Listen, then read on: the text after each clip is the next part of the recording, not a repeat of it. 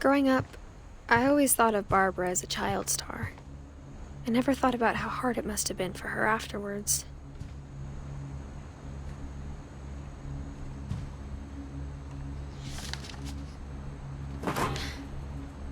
Of all the stories people wrote about Barbara's death, I'm surprised Edie saved this one.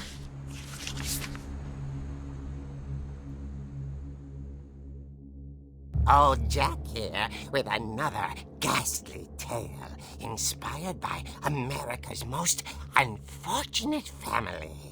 I'm calling it The Surprise Ending of Barbara Finch. As a child star, Barbara was famous for her scream.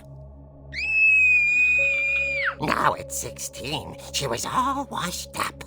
A has-been. But in a lucky break, she'd been asked to perform her signature scream at a local convention for monster movie fans. It was just the boost her career needed. Unfortunately, her scream hadn't aged well. Getting better. I think you just need the right motivation. Her biggest fan and current boyfriend, Rick, was about to demonstrate when... Now that was a great scream. It was Barbara's father, Sven. He'd slipped into a table saw and had to be rushed to the emergency room. So Barbara got stuck babysitting her youngest brother, Walter. Her convention comeback was cancelled. Okay, I'm hearing frustration, but I'm not hearing terror. What if I tried... A gang of hoodlums in Halloween masks have been terrorizing Orcas Island tonight. Police are urging residents to... That came from the basement. You're right! Also, I loved your delivery on that. Why is your basement door locked? Because my dad likes making puzzles and secret passages. There's a key hidden in the music box. The secret is to keep winding and winding until finally the key pops out. Thanks, babe.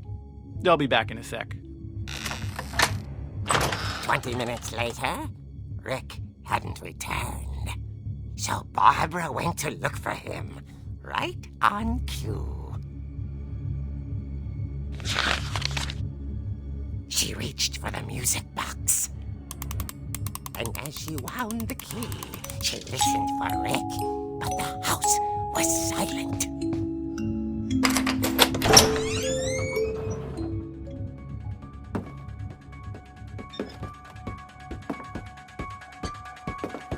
She found Rick's crutch and imagined the worst.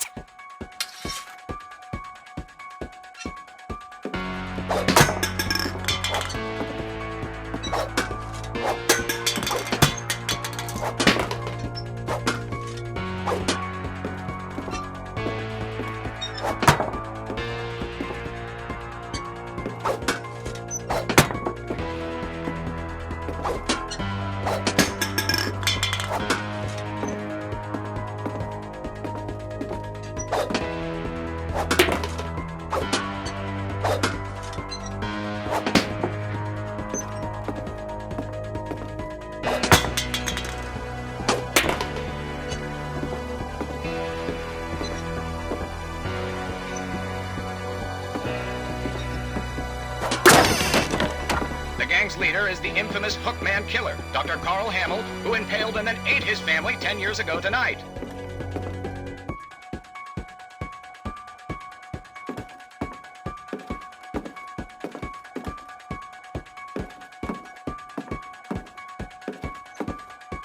The old fridge rattled and grew still.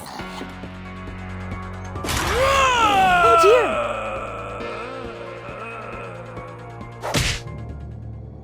Oh! Rick? Barb, relax. I was just trying to scare you to help you find your scream. Well, I'm not scared, Rick. I'm furious. Then act furious. All I'm getting from you now is that you're hurt and confused and She threw him out, but she kept a little something to remember him by. Barb, have you seen my other crutch? And she was still holding it when she fell asleep watching the Late Late Picture Show. Hours later... Barbara! Walter, what's going on up there? Ah!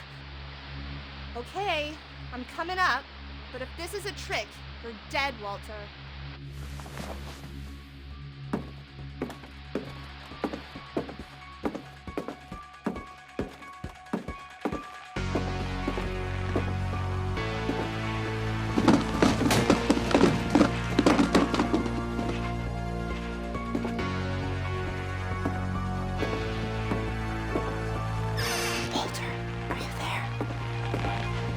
Walter had vanished, but his bedside radio was still on. Orcas Island police describe the man as 6 feet tall, with a steel hook for a hand. Residents are urged to lock all doors and windows and notify the police of any suspicious activity. Barbara turned, saw the hook man, and was speechless. He was quite smashing. And he was. He couldn't get enough of Barbara. Okay, Barbara, there's gotta be another way out of here. That night, she played her part beautifully.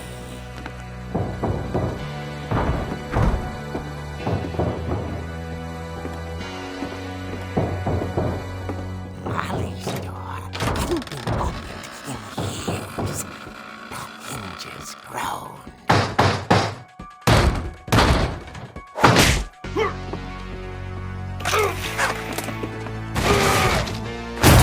He wasn't moving, but she sensed the story might not be over yet.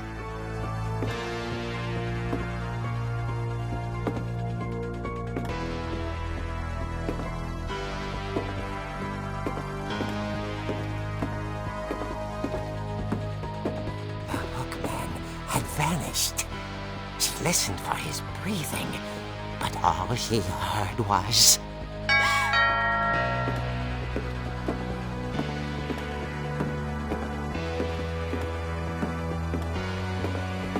At the door, she heard whispering. It was coming from inside the house.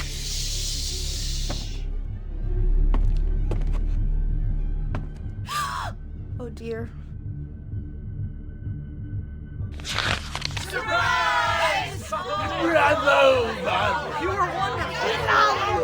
monsters had come to surprise her. For Barbara, it was a dream come true. Then she saw what kind of monsters they were, and she realized what was about to happen. She was going to be famous. And with her final breath, Barbara Finch gave the performance of her life.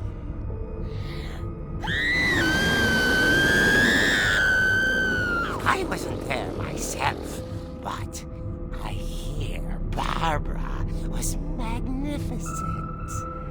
Poor girl. She had a taste for stardom. But unfortunately, so did her fans.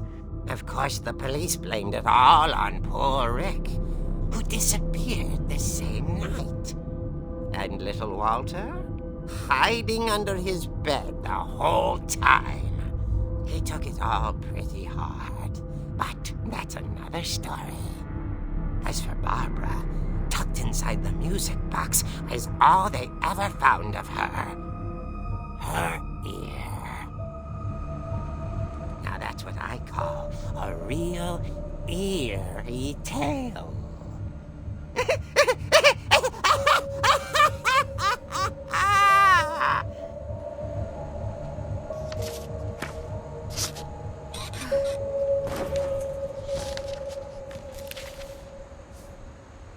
Edie told me all Barbara wanted was to be remembered, as absurd as that comic was. Maybe what Edie saw was a happy ending.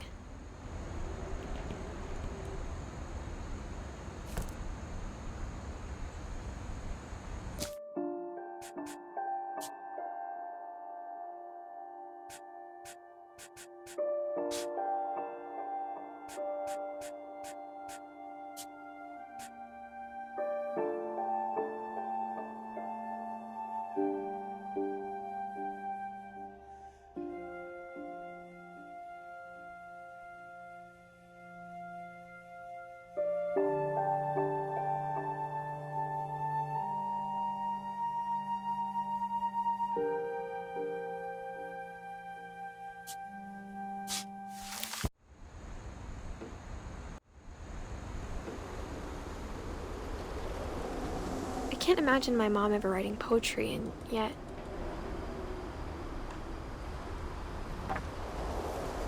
A poem for Gus, who always said the wedding was a bad idea. Our father never hit us kids, at least not very hard, before the day my brother said with teenage disregard that he'd be dead before he'd see a wedding in our yard.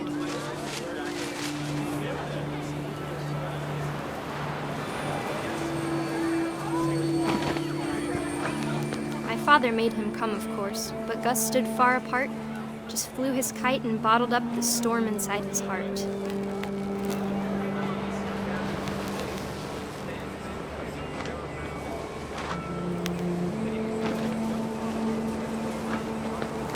I tried to talk him out of it, but though he'd never met her, "We don't need a stepmom," were the words that I now pronounce you husband and wife. You may kiss the bride.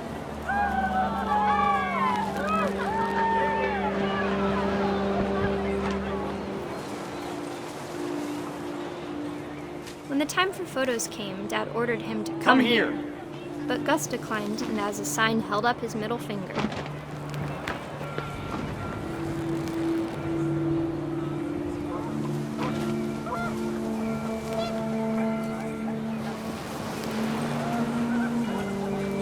The wind picked up, and panicked geese appeared and quickly went.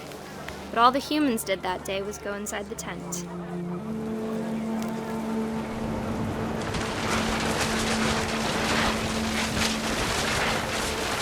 The rain came down in buckets then, but no one seemed afraid that nature might destroy the tent our dad had crudely made.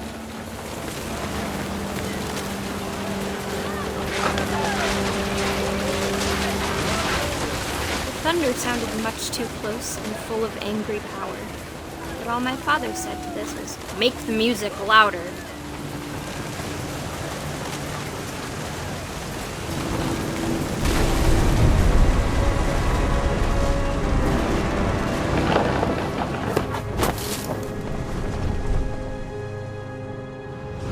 I wish that I could truly say I thought about you on that day.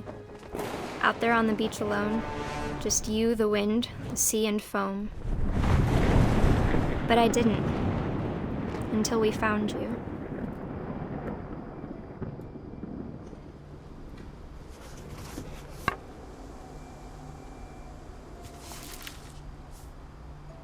She never talked about him, but Mom told me once if I was a boy, they were going to name me Gus.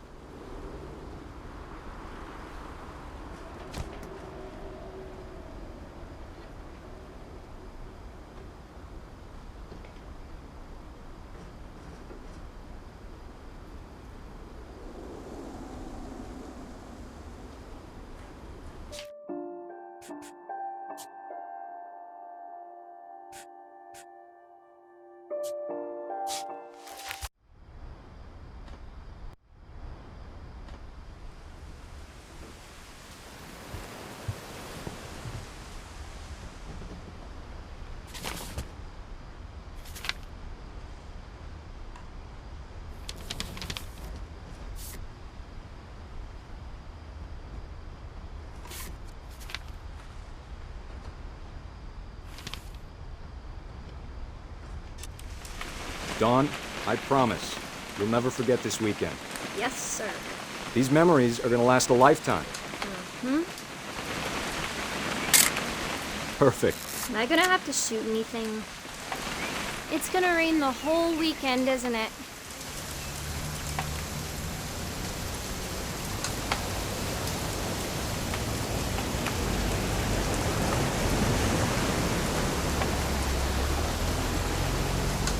Please just take the damn picture. Hey, language.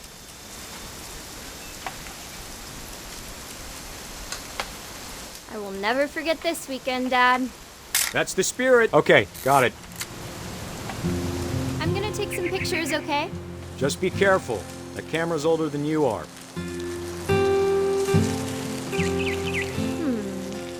Definitely shouldn't. Hey! That's a keeper. I'm just saying, I'm not always gonna be here, Don. You'll need to remember this stuff, if you want to survive. Oh, Dad! Good eyes, Don. Before you take the shot, let me get a picture of you. Dad, I... Just breathe. Turn off your imagination. Focus on your target.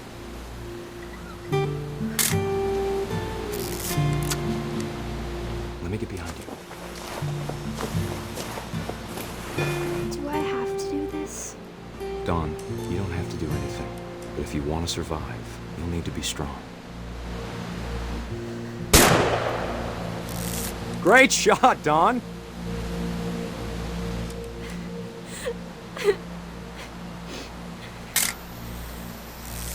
I'm proud of you, Don. Always remember that, okay? Dad, it's twitching. I think That's it's totally so- normal, Don. Just focus on the camera. Try not to think about— Dad!